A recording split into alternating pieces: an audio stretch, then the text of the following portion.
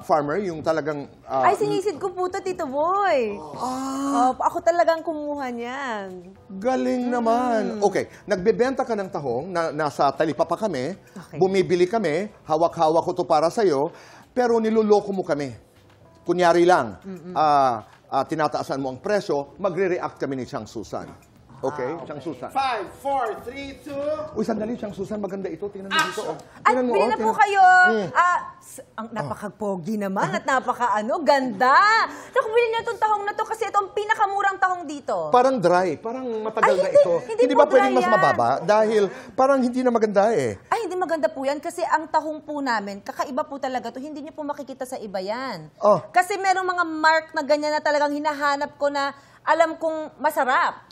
Alam mo, Oo. Carol, no? Carolina, Oo. parang yung mga puti-puti, parang may sakit yung mga tahong. Ay, hindi! Magsalita ka, parang ako lang naman ang kontrabida.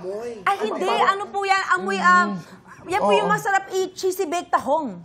Talaga, ho? Pag ganyan po yung amoy, Hindi. pag niluto niyo po talagang, lasang-lasan ninyo yung tahong. Sa madaling salita, pwede bang mababa? Magkano ba ito lahat? Murang-mura lang yan. Ano lang yan?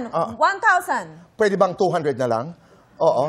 Ay, 800 ang tawad wala ko. na Tama naman 200 siguro. na yun. 200 wala na na? wala na, oo. Ay, hindi 1,000 mabibili mura to. na yan kasi ano na yan, imported. Hindi to you eh. Parang iba eh. Parang pinulot lang kung saan-saan. Ikaw, ano bang... Imported? Saan galing? Imported. Imported ito? Yes! Aha. From